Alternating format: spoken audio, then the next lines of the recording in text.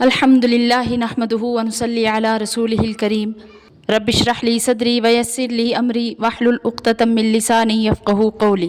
اس آیت میں مسلمانوں کو حکم دیا گیا ہے کہ اپنے دین والوں کے سوا کسی کو اپنا راز مت بتاؤ۔ اعوذ باللہ من الشیطان الرجیم، بسم اللہ الرحمن الرحیم۔ یا ایہا الذین آمنوا، اے ایمان والو، لا تتخذوا بطانۃ من دونکم، کہ اپنوں کے سوا کسی کو رازدار مت بناؤ، لا یعلونکم خبالا، کہ وہ کمی نہیں کرتے تمہاری خرابی میں، ودوا ما عنتم، وہ خوش ہوتے ہیں جب آپ کو کوئی تکلیف پہنچتی ہے، قد بدت البغضاء من افواہہم، تحقیق کہ نکل پڑتی ہے دشمنی ان کی زبان سے، یعنی تمہاری طرف سے بغض ان کے دل میں اتنا بھرا ہوا ہے کہ کبھی کبھی وہ بغض نہ چاہتے ہوئے بھی زبان سے نکل آتا ہے۔ وما تخفی صدورہم اکبر، اور جو کچھ ان کے دلوں میں چھپا ہوا ہے وہ تو اس سے بھی بڑا ہے۔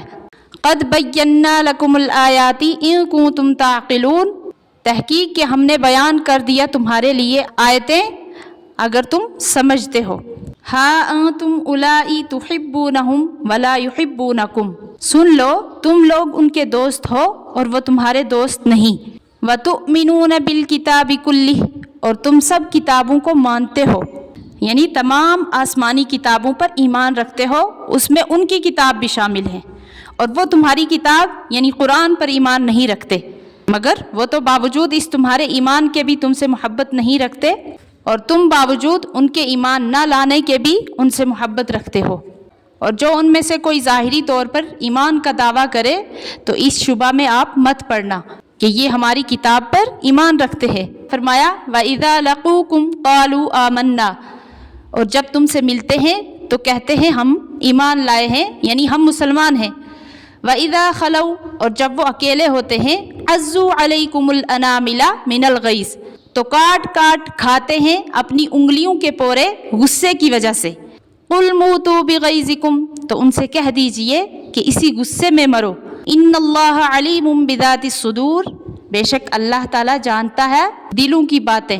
تو یہاں پہ جو شروع میں آیت پڑھی گئی تھی، یا ایھا الذین آمنوا لا تتخذوا بطانۃ من دونکم، تو اس آیت کا شان نزول یعنی کس وجہ سے یہ نازل ہوئی، تو اس کے بارے میں بتایا ہے کہ مدینہ کے اطراف میں جو یہودی آباد تھے ان کے ساتھ اوس اور خزرج کے لوگوں کے پرانے زمانے سے دوستی چلی آتی تھی، اور یہود ایک دوسرے کے ہمسایہ اور حلیف تھے۔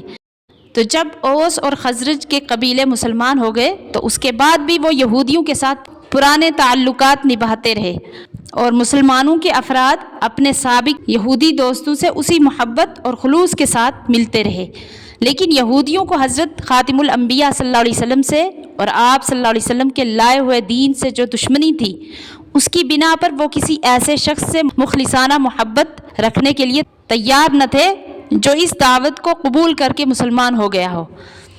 انہوں نے انصار کے ساتھ ظاہر میں تو وہی تعلقات رکھے جو پہلے سے چلے آ رہے تھے، مگر دل میں اب وہ ان کے دشمن ہو چکے تھے، اور اسی ظاہری دوستی سے ناجائز فائدہ اٹھا کر ہر وقت اس کوشش میں لگے رہتے تھے کہ کسی طرح مسلمانوں کی جماعت میں اندرونی فتنہ اور فساد برپا کر دے، اور ان کے جماعتی راز معلوم کر کے ان کے دشمنوں تک پہنچائے۔